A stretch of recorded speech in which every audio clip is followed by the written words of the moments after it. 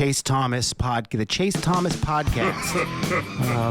My nephew needs me to record. See, I already hate it. I hate it. All right, we're back here on the Chase Thomas podcast, where I'm still the aforementioned Chase Thomas, coming to you live from Knoxville, Tennessee, Everything School HQ. Joining me from FanRun Radio, Fox Sports Knoxville, co-host of Under Review, it's Sam Beard. Sam, good afternoon, sir. How are you?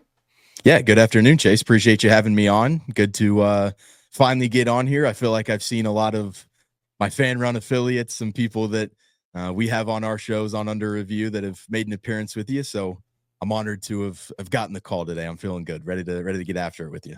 Yeah, man, I'm a big rotation guy, and it's an equal opportunity podcast where everybody and we all bring different things to the table, and I love getting different perspectives on things. And for today, we have some Tennessee stuff that I wanted to kind of pick your brain on here, Sam. So at the top, what I'm most curious about is FanDuel. They updated their odds for Tennessee. Now that you've had a couple weeks to really sit on this and think about this, that it was 9.5 before Nico departed here a month ago. Now it's at 8.5. Have you talked yourself in, Sam Beard, to the over and a 9-3 type deal, or have you talked yourself into the under just to keep your expectations and your sanity in check this fall? I feel like I've talked myself into the under a little bit more because of, just keeping that sanity in check, like you're saying. I think it comes to that 8 number, and that's where, unfortunately, these sports books are so good at creating these numbers. I feel like it is probably going to be kind of that hook that gets us in between that 8 and 9 margin. And I do think there is potential for this team to go out there and win 9 games, but I do think, you got to have a realistic approach, and you got to say the things that have exited our program, whether it be the obvious headline with Nico Iamaleava or some of those guys in the secondary that maybe the depth is a little bit of a concern for this team. And then you add in some other teams around the conference have kind of improved that are on that schedule for Tennessee next year. And maybe some of those games that were home games that you can kind of reside to, hey, we've got the Neyland Stadium and we've got the Neyland effect behind us. Now you're going on the road in a couple of those games. And I think kind of the calculus changes a little bit there. And so to me, as it stands here now in May, I do kind of have the feeling that it's going to be an 8-win ball club. How confident, I shouldn't even say how confident, how much did you think that was still a possibility even with Nico? Because I've been asked a lot about the Nico stuff and just like expectations, Sam. And I know you've thought about this too and been asked about this, but it's like, it's one of those things where I think there's a disconnect nationally versus what folks like us who cover this team and watch every snap from this team, where it's like, I struggle with it because Nico was not good until just about the second half of the Alabama game on. That's when he really kind of turned the corner a little bit. But it was also like, this was a team and an offense that was shut out for a month straight in the first half. Like a month straight. First time in Heupel's career. The offense and the passing game as a whole hasn't really been good for 2 straight years. Like half of Heupel's tenure now, it's been a little rough, a little rocky in the passing game. There's a lot of different reasons as to why that is.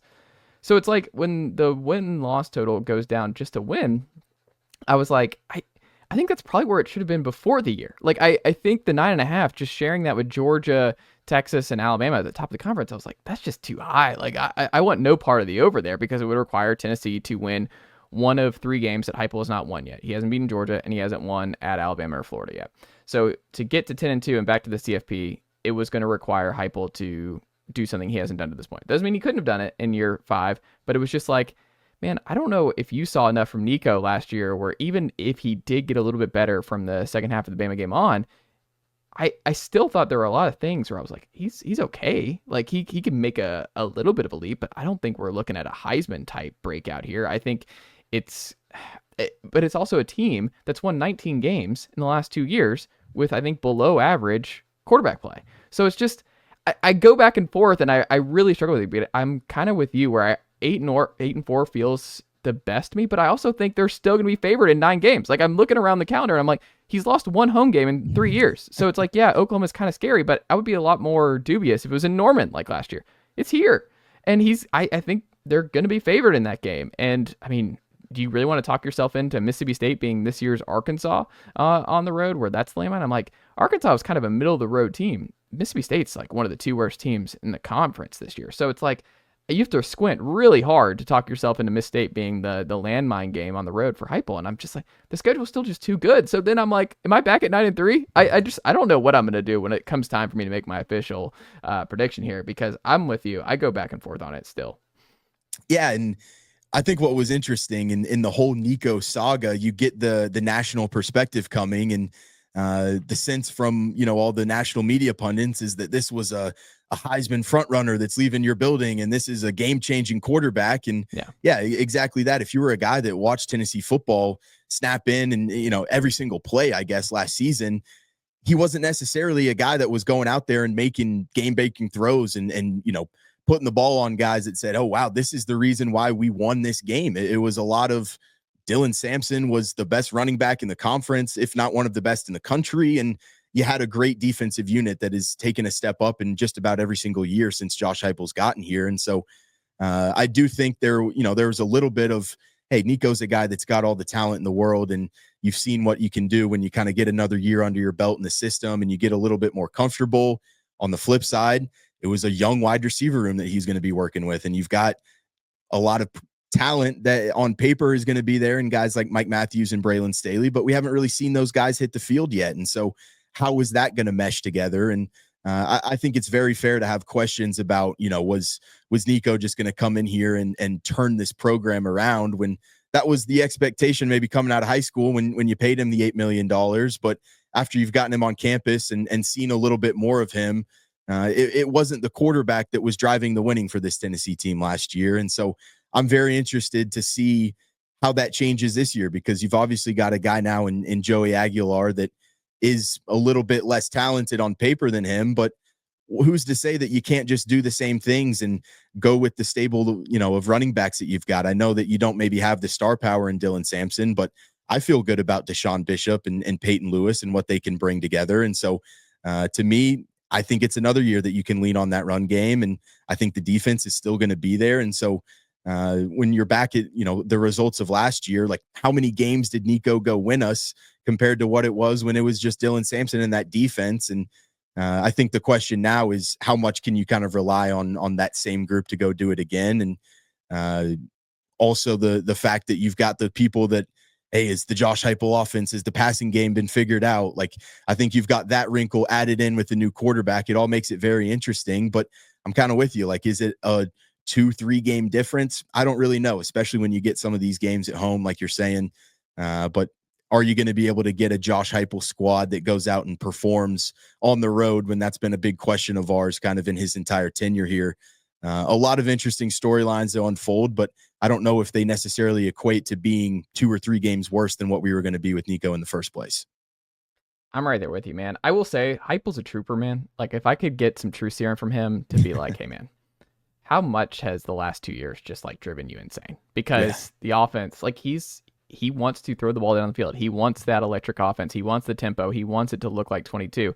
You're never probably going to get to 22 again, where you're number 1 in the country in scoring, and it's just this lightning fast, just super efficient, hyper octane offense. Like, that's just not realistic. But it's also not realistic that this just keeps going. Like, this Heupel offense, like, there was just so much before this, whether it was UCF, Mizzou, whatever. Like, he has not been in the mud like this with his passing game for 2 straight years ever, and anywhere in his tenure. And it's just, it's got to be just grading now, because you go into next year, we're talking about it, we're like, well, they showed a lot of 12 personnel last year, and I think with Kitzelman and Ethan Davis, I think you might see a lot more 12 personnel this year. You're going to have a true freshman starting at right tackle. You're going to have to help him out and chip, and we'll see. Like, the new center with William Satterwhite or Max Anderson, whoever wins that job in fall camp.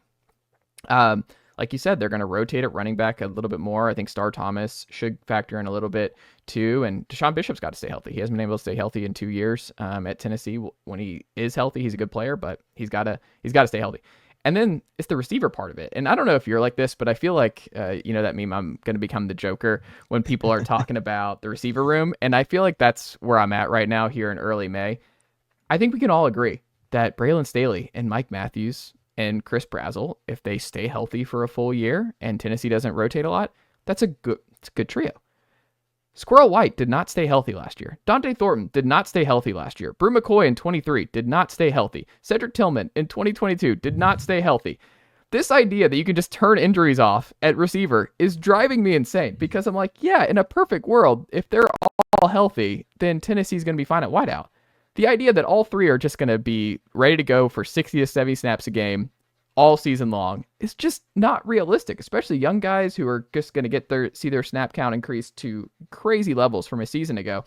I don't know if you're with me in that regard, but that's the one where I'm like, the fans have really talked themselves into the receiver room when they're healthy. And I'm like, it's just a numbers game. Like, you have to have numbers. And I don't even really get on Tennessee for how they've attacked the portal in the spring, because the talent differential is just so different in the spring portal window versus the December window. But that also doesn't excuse what you did in December. Like, you completely botched the receiver room in December. Like, there's just no way around it. Like, that was a mistake. You handled it poorly, and now you're just going to be kind of super thin and maybe live in 12 personnel again because you don't have the bodies. Like, I still like Mike Matthews. I like Braylon Staley.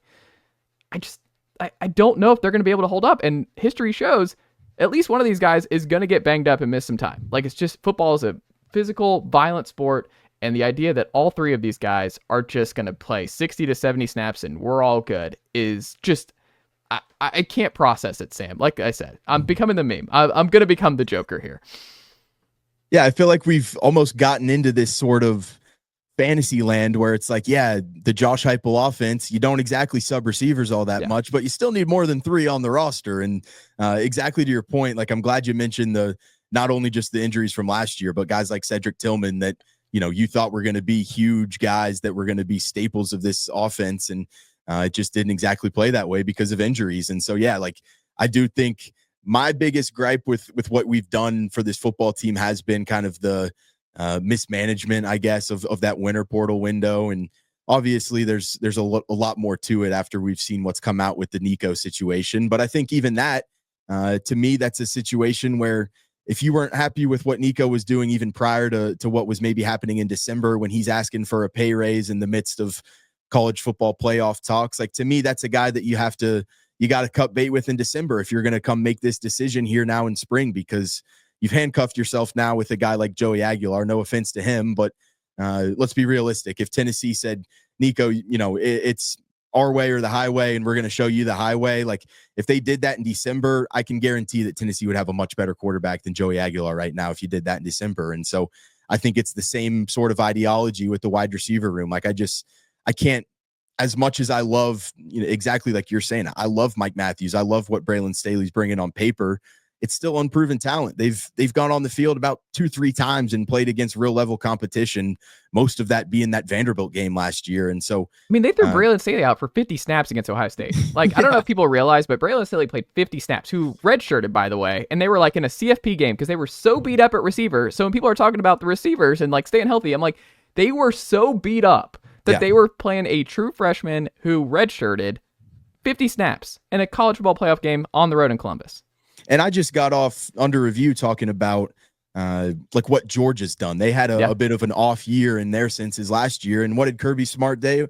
He said, man, I've got a lot of holes on my offense. I'm going to go get Noah Thomas. I'm going to go get Zachariah Branch. I'm going to go get McCray from Illinois in terms of my run game. Like, I just think you've got to be a little bit more proactive. And I know that Heupel and this staff have kind of maybe resided themselves to the fact of, we're not just going to be the team that goes out and buys a team year by year in the portal, but you've got to do a little bit more than just banking on all the guys that you've kind of stashed away at your roster for another year or so. And so I think it's a huge prove it year, not only for just those guys that are hitting the field, but I think it's a huge prove it year for this coaching staff that has to go out there and really prove it to, I think, our fan base that's saying, yeah, we're taking a little bit of a gamble, not going out into the portal and getting some at least insurance. And you're relying on a guy in Amari Jefferson that's a little bit banged up right now, Radarius Jackson, somebody like that, who's, they've shown some flashes, but it's the same thing. It's talent on paper. And I think when you're playing here at the highest level in the SEC and you've got aspirations of the college football playoff like you do from last year, I think that Tennessee needed to do a little bit better job of going out and getting proven talent that had already played some college football before and has had some production. And I just don't necessarily think you did that. And so now you've got a quarterback who is already going to be playing catch up. And now you've got receivers who haven't exactly proven it. To me, that's not a recipe that I have a whole lot of confidence in. I hope they can prove me wrong. This is not on my rundown here, but just because it's got my the wheels turning here, Sam. Over under, because we're doing these over unders. Tennessee starts 2.5 over under quarterbacks in 2025. I'm gonna go the under. I honestly think I might even take under 2. I think Josh Heupel is going to be a guy that is going to say, I'm not going to mess around with this quarterback spot. I'm not going to give one guy a spot start, and then you've got to go in here in game 3 of the season and you've got to play Georgia all of a sudden. Like, to me, I just think they're going to have their mind made up here by the time that the season rolls around. And even with an opener like Syracuse, like, I think that's a team that you can't exactly mess around with. And so quarterback is a position that I think you've just got to have continuity at. And so maybe as much as I'd like to see an open competition, and maybe a guy like Aguilar doesn't show it at the start and Merklinger comes on strong, I'd love to kind of make up that one in my head, but I feel like that's kind of the same thing that you're saying about turning off injuries at the wide receiver spot. I'd love to see one guy kind of have the storybook ending with the quarterback spot, but to me, continuity is just such an important spot of that position. And I think Josh Heupel is going to have to make a decision whether or not it's Aguilar or Merklinger. I think he's going to have to make that before the season starts, in my opinion. If you want to go out there and have a 9-win season, if you want to flirt with your 7 wins, I think you can go out and trot 2 quarterbacks out there. But in my opinion, I think you got to make a decision before the season starts. I wonder, part of what I think Tennessee needs more than anything going into 26, because you're not playing for a college football playoff national championship. Like, this season is just like, you don't want the bottom to fall out. That's all this season is about now. It's just like, not let the momentum of the last couple of years just go away. Like, you got to go somewhere between, 7-5 would be rough, because that would include at least one brutal loss. Like that, if you go 7-5 with this schedule, that's going to include it. You're losing to your rivals, and you have a fluky loss as well. Yeah. That's not going to be good. No, but 8-4, fans can talk. But I think it's less about the record in this one instance, which is they've been burned by Nico. And this is why I'm taking the over in 2.5 and starting quarterbacks this year. I think all 3 start. Wow. I think they start with Aguilar because Heupel's going to go vet first. Here's like just some fan fiction here for you, Sam. I think Aguilar starts. I think he struggles, and Tennessee just struggles their way through a Syracuse win in Atlanta. They win like 28-27. You're like, okay, I'm just glad to get out of there with a victory. That was gross football. Like, just with Aguilar being behind the 8 ball here and just like not having a firm grasp of the offense. Like, he's just running around Baker Mayfield style, just throwing it up. And we're like, oh, okay. Like, we're just not even really running the Heupel scheme. He's just out here freelancing. And then blows out East Tennessee State. And then Georgia at home, I think, is just a nightmare. Like, I think that's the one where it's just Aguilar with the interceptions. They come home to roost there, and it's like a 4-pick type game. And it's like, oh God, like this is not going to work long term, because Heupel just does not do turnovers at quarterback. Like, he's like, we're not doing this. Like, it is a low interception, low turnover type scheme, and that is a big priority for Heupel. Then I think we get a little bit of shared rotating reps against UAB. And like one series, it's Jake. One series, it's Aguilar. Jake, why am I blanking on his name? Joey, Jake, and George. Joey, I'm saying all these different names. I'm like, wait a second, Joey Aguilar. And Joey gets some reps there too. And maybe even some George. I think George might get some reps. And then at Mississippi State, final opportunity for Joey. Still kind of ugly. They narrowly avoid an upset on the road at Mississippi State. And then the change happens. Arkansas at home. You go to Jake. And then Jake is up and down. New Mexico State is where George McIntyre comes into the fold, because we're going to number 3 now. We're trying, and Jake's fine, but you're like, my thing is like Tennessee just got, like, Joey just doesn't, because he's a 1-year guy. I think Heupel needs some momentum at quarterback, because the last 2 years have just been brutal in that spot for the most part. That, like, if Jake or George kind of run with this when they get their opportunity this fall, like, that will make Tennessee fans feel a whole lot better about 7-5 and 8-4.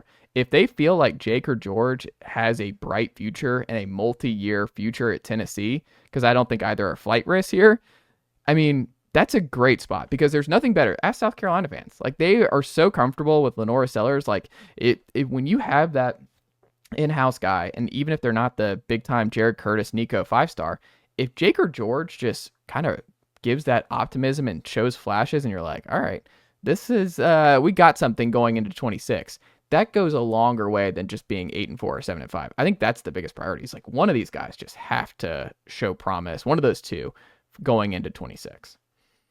I might be buying tomorrow's trouble, but if you get into that scenario where you get a guy like Merkling or even McIntyre, and he does kind of take command of that offense, how does that kind of change the calculus, in your opinion, on a guy like Faison Brandon coming in, who is, number 2 quarterback in the country? You're kind of back into your Nico situation in some sense where, he's not promised the job necessarily coming in, but he's also a guy that has got all this upside and has got all this talent. And does a guy like Merkling or McIntyre maybe taking that job over, who could then go on to start for multiple years, does that kind of change your opinion on Faison Brandon and how early he comes into play in this situation? Because I kind of have the belief of maybe, is Aguilar just the easy 1-year solution for you to then have the true quarterback battle that you want for the next year, when you've got Merklinger and McIntyre a little bit more comfortable in the situation, but you're also still somewhat opening it up to a guy like Brandon to take that job if he necessarily goes out there and just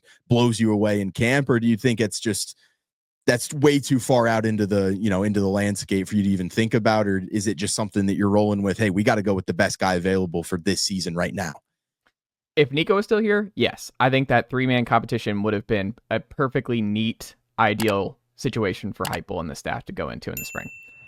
However, this is now a year-to-year sport, and you can't wait on Faison. You can't wait on the promise of Faison and what he's going to ultimately be. He's going to do what he's going to do, but this is a year-to-year sport. That's just how this is now. And look at Georgia. It's just, they had Justin Fields, and you were hoping that Justin Fields would be that next 5-star big play guy at Georgia, but Jake Fromm ran with that job and he never gave it up. You saw Stetson, you brought in JT Daniels, a former 5-star, and he started for a little bit, but then Stetson as a transfer walk-on, he ran with the job, and it was ultimately the best man for him, wins 2 national titles. You saw in the national championship game this year, Will Howard versus Riley Leonard. Sure. It was not a 5-star battle here at the top. You see a Drew Aller, he's been a 5-star, but he hasn't really shown what you need to see. Quinn Ewers did not get to that level at Texas. So, look at Nico's class. Malachi Nelson's on his 3rd school. He's at UTEP right now. You have Dante Moore on his 2nd school. We'll see what he looks like at Oregon. Jackson Arnold, disaster at Oklahoma. So you just can't, because the 5-star thing is a projection of what they can be. He can be a 1st-round talent. That's all that means. He can be a 1st-round pick with his skills and what we've seen on his high school tape.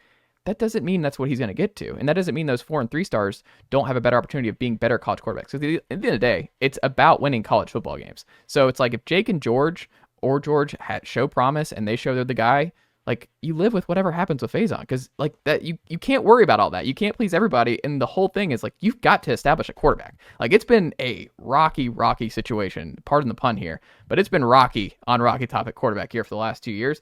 And you need to show promise at the quarterback position. Look at, if you're at Faison, you're man, the numbers haven't been great. The passing game has not been great for several years now. Am I sure this is even the spot I want to go to? Faison could be that next guy. Absolutely. But I just don't think you can wait in the sport anymore. It's just not with the transfer portal, and if there's still 2 windows and everything else, man. And if the Nico steps taught you anything, you just got to roll with who, if that's your guy, that's your guy. And even if he's a 3-star, 4-star, whatever, just ride that lightning as long as you can, because you just don't know what the next quarterback's going to be. And even a caveat to my own counterpoint that I just made there, should Merkling or McIntyre go out and win that job this year, it gives you some continuity going into the next. Yes. If you've got a guy like Aguilar who wins the job, he's only here for a year. So you're kind of back into the situation next year of rolling into camp and going, man, we've got talented quarterbacks on the roster, but it's unproven talent as well. Yep. So yeah, you could get a guy like Merkling or McIntyre in there that surprises people here and wins this job. And yeah, maybe you go through some growing pains, but it's something you were kind of already expecting coming off of the heels of the Nico situation. And now it's kind of just a learning year for him. And yeah, maybe they can kind of really blossom into that year 2 of the starting position as well. On a positive note here, Sam, we don't want to go too negative here. Because I still think Tennessee's got they're going to have a top 10 defense. Once again, I think the corner and secondary depth is elite in this sport. So I think the linebackers are the best they've had in the Heupel era. I think there's a lot to like still about this team. However, I am curious. So which position group, when you're looking at the depth chart right now, forecasting the fall, which position group are you most excited about for Tennessee in 25? I think it might be those linebackers that you mentioned there. I know that it's not maybe the most depth that you've had, and coming back to last year when Keenan Pili went down with injury, I know that was a bit of a concern, but from what I've been hearing in the offseason, man, like Jeremiah Thielander is a guy that I am absolutely psyched about. Like he's a guy that I just feel like has poured his heart and soul into Tennessee football, into this university. He's talked about, giving his all for Tennessee and how much that this school means to him, and going out there and getting a role at this level and at the SEC and at a school like Tennessee. Like, to me, that's just a guy that gets kind of the tradition of the program. And for some reason, I think when you have those type of guys at linebacker, someone who is really just kind of the quarterback of your defense, you may say, like, I think that's a really, really important role. And you get a guy like Arian Carter, who we've obviously seen has flourished at this level, being a starter. And Edwin Spillman's a guy that I'm really, really excited about. So to me, like those top three guys, that's a linebacker room that I'm excited for. And I feel like the adversity that they kind of had to go through last year with a guy like Keenan Pili going down, I think that's something that maybe hurt us in the short term at times last year. But I think when you get into this year and when you get into the long term, I think that's going to be a group that's really prepared for the moment, ready for it, going to be leaders on that defense, and is going to get those guys ready. So I'm really excited for this linebacker room. I agree. I think the linebacker room is going to be elite. I think William Inch has done a great job rotating. Brian John Murray was doing a great job rotating. I mean, this class they brought in with with Perlotti, with Harmon, Christian Gass. Jordan Burns, I think, would have played last year. He was healthy, and he's a forgotten kind of 4-star out of I think Pace back in the home state. And if that's your 2D, like, because I think people looked at like, oh, Jalen Smith's gone, and it was the same thing with Elijah Herring, where it's like you're kind of recruiting over those guys. Like you're adding more talent. You're going to lose some guys because you can't play everybody. But that room right now is just so stockpiled with blue chip talent. And I mean, if they are able to stay healthy and Spillman is able to, because I'm with you, I think Spillman's just going to be an absolute dog. Like I'm so excited about Edwin Spillman if he can stay healthy, because I think he is just, I'm curious how it goes with Thielander over the course of the year, because like I think Ben just going to lead with Thielander and Carter. But man, it's going to be hard to keep Edwin Spillman off the field if he's healthy. And I think if you have that healthy 4-man rotation, that's your 2D of Burns, Spillman, Thielander, and Carter. That's one of the best in the conference. And I think a lot of folks are not ready for just how good Tennessee's linebackers could be, because I think you've been banged up there. You mentioned Keenan Pili. Like Keenan and Arian were great to start the year. And it's like if Keenan could stay healthy, then I think Tennessee's linebacking core would have been pretty good last year. And Spillman too. But I think with this group in particular, like I think they're going to start to see like that recruiting pay off this year, because I think they've got dudes everywhere. It's the most athletic this group I think has been under the Josh Heupel era. And I mean, Spillman's a guy that kind of comes from my hometown, Chase. I've been seeing this kid on the field since he was in like 7th grade. I remember being a couple years older than him and being like, yeah, this is a guy that you just know is going to play high level athletics at the next level. And you saw the little episode, the offseason stuff that Tennessee puts out with the juice and the spotlight that they kind of had on him.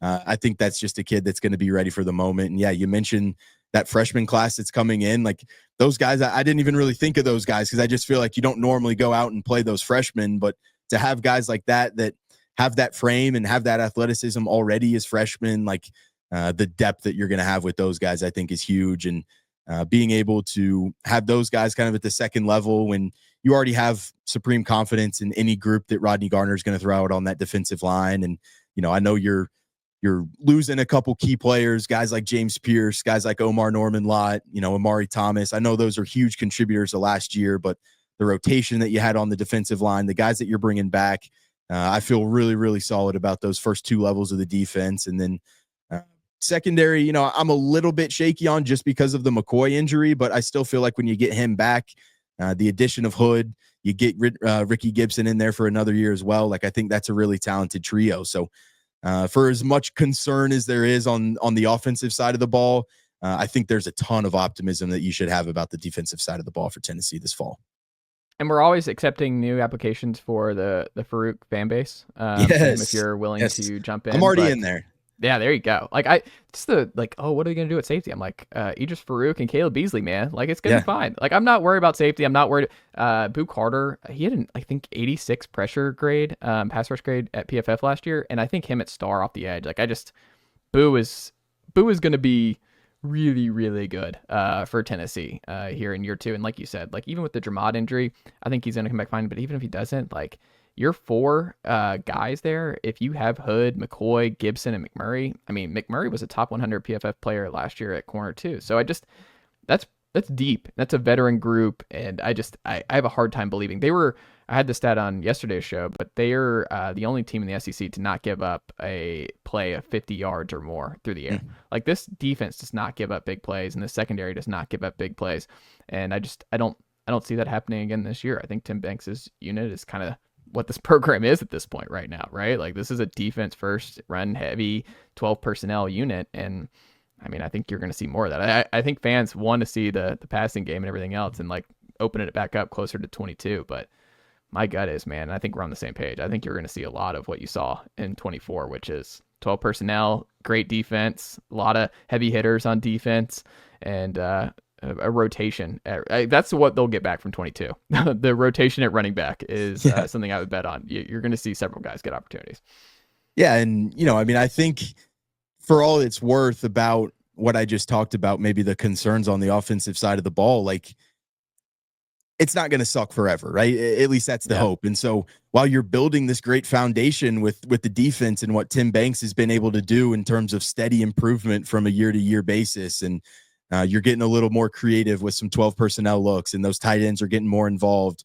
You've got a stable of running backs. Like those to me are things that are just foundation of this Tennessee program that you've really done a great job of building over the last couple of years, even when that pass game hasn't necessarily been on. And so I think that pass game will get back to somewhat a sense of normalcy. And so whenever you get that combined with this defense, combined with the foundation that you've kind of done and some other things on offense, to me, I know as bleak as it kind of looks right now when your 5-star quarterback leaves and everything, I think the foundation that you've set up can potentially kind of take this team to a whole new level when hopefully that passing game returns.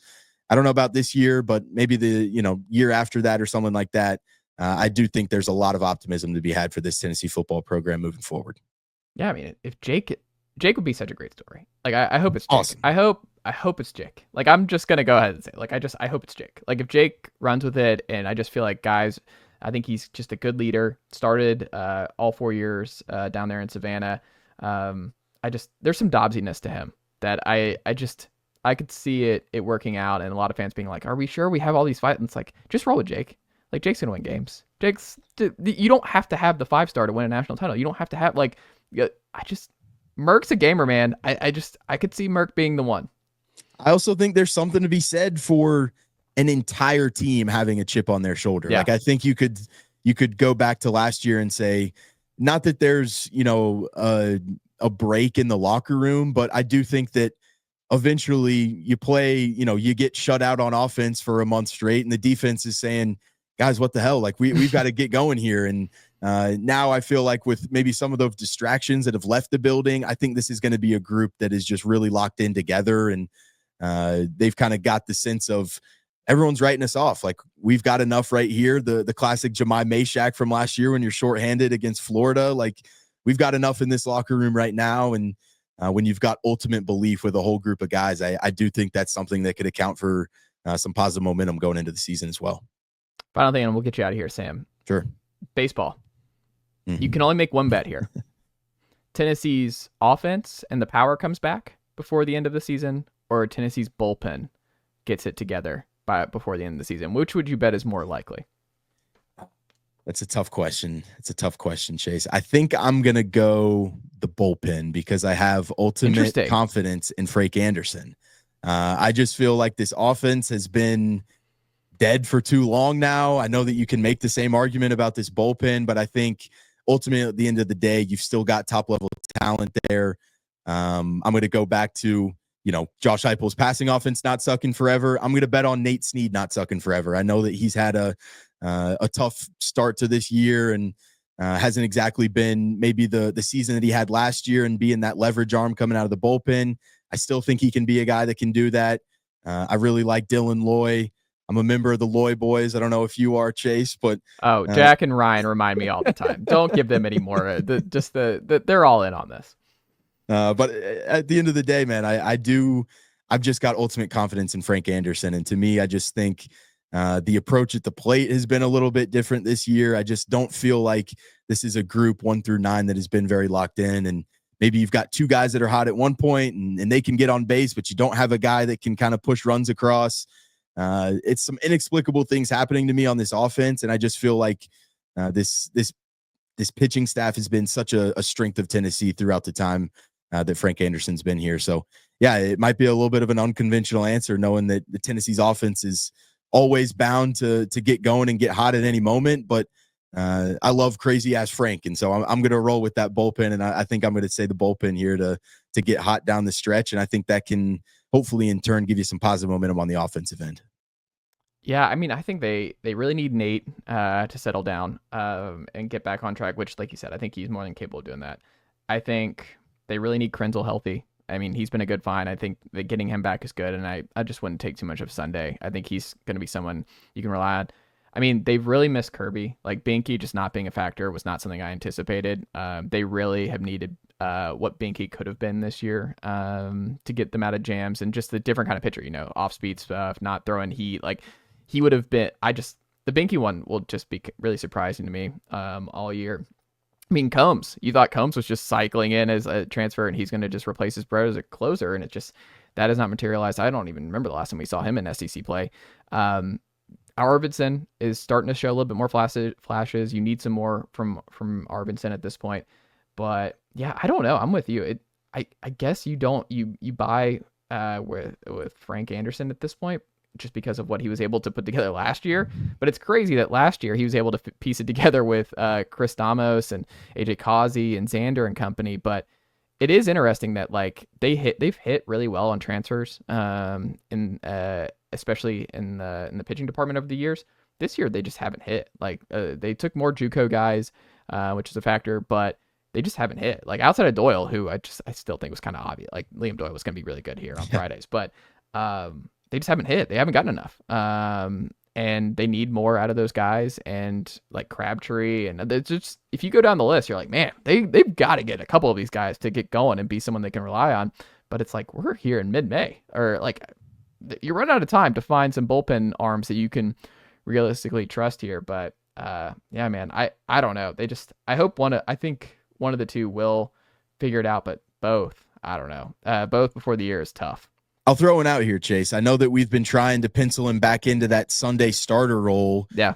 Do you feel like AJ Russell could help turn this bullpen around if you just say, hey, I know that you have it. We've tried to get you going into the starter role. You give us 2 great innings, and then when you get into kind of 3, that's when you started to get pieced up a little bit. Is that a guy that you feel like could just be a high leverage guy that you go to for an inning or two, maybe right after that starter, and then you can kind of bridge yourself into maybe the back end of that bullpen that you can hopefully kind of piece together at the end of some of these games? I mean, maybe, but also Teagan was pretty good at it this weekend. Yeah. Like Teagan got out of some jams. Like Teagan was right there and he throws strikes and he's a good K guy. Like I think Teagan can be that at this point. I don't know. Like I just don't like. You thought it would be Loy in those high leverage situations. You thought it would be Nate Snead. Like, do you want to keep throwing him out there to get his confidence back? Like he just needs to see that he can get out of these jams. I mean, maybe you don't bring him in with anybody on for a little bit. Like just let him get his confidence back, because it just feels like with runners on when he comes in, it has not been great of late for him. So I don't know. I don't know what the answer is. Like the thing that's most odd about Tennessee baseball this year in particular, like 23, we know what the problem was. Like some of it was just like, it is what it is. Like we know, but like Lindsey taking over for Burns on Friday and Burns being an elite bullpen arm, you kind of by early May had figured this out, and like they were rounding the corner after their terrible start to the SEC play. Tennessee baseball at 25 is just weird, because like they just need so much more to go right, and they have so many more questions than they've had in 5 years under Tony Vitello. Like it's just the lineup's always going to keep changing. They don't have answers all across the board, where they just need Reese Chapman to be a whole lot better. They need Dean Curley to be a whole lot better. They need Manny Marin to hit a whole lot more. They need a whole lot more power out of just about everybody in their order. Like you look around all over the place. The only certainty is Marcus Phillips and Liam Doyle have been really good on Friday and Saturdays. Like that's your lone, and I guess should say Hunter Ansley is going to hit. Like Hunter Ansley doesn't pop the pop, but Hunter Ansley is always going to hit. Clutch. But outside of that, I don't know. Like, there's just so many questions. And I mean, it's just not realistic to say they're answering all these in the way that Tennessee fans want them to be answered, you know? And what's really frustrating is that I feel like you have all the right pieces of the puzzle. It's just not necessarily fitting together right now. Yeah. And that is part of baseball. You know, there's plenty of teams that have thought, hey, we've got all the talent in the world. And for some reason, it just didn't really mesh this year. And, you know, we're hoping that's not the case. There's still time to turn that around. But the past month or so that they've shown you has definitely kind of felt like you've got some good puzzle pieces, but it kind of feels like you're trying to, you know, fit a square peg into a round hole here at some points. But, you know, no better opponent to do it than your in-state rival against Vanderbilt back at home. You've lost 3 straight home series. I got to think that this is a team that is just pissed off themselves. You know, they're confused themselves. I think Tony's talked about kind of handling those emotions. If you can get those emotions in check, if you can kind of rein it in the right way, I think it's still a team that can turn it around and can make a big push for Omaha. But yeah, right now they've still got some things to iron out, and you know, it's going to be very interesting what they can do here down the stretch. Sam, what can the good folks check out from you and the team over at Under Review and FanRun Radio this week? Yeah, man, check us out. Under Review every day from 10 to 1. Had a good conversation with Kevin Sweeney today of Field of 68, talking a little Vols hoops, transfer portal stuff, all that. So getting into off-season talk, we'll obviously have baseball going, but a whole lot more football down the line here. And me personally, I think I'm going to try and get a little bit more rolling out on the Southeastern Conversation, do some transfer portal stuff, basketball updates, and then we'll probably get into full swing of football previews here pretty soon. So yeah, it's exciting time. Appreciate you having me on today, Chase. It was a good time. Absolutely. Sam, thank you so much, and we'll have to check back in again soon. For sure. Anytime. Nicely done, nephew. The Chase Thomas Podcast. Hell yeah.